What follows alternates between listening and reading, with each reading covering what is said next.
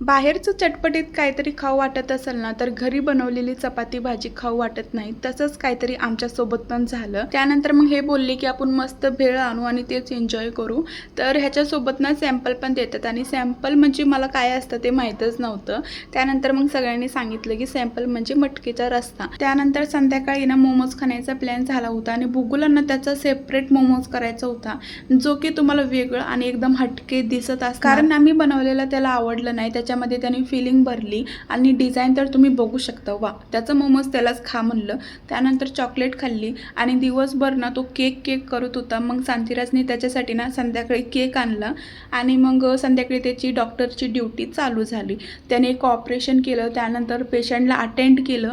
हा डॉक्टर इतका क्यूट होता ना, पेशंट एकदा आला का दुसऱ्यांदा यायचं नावच घेणार नाही आणि पेशंटला बरं वाटत होतं तरी पण डॉक्टरचा इलाज काय बंद होत नव्हता.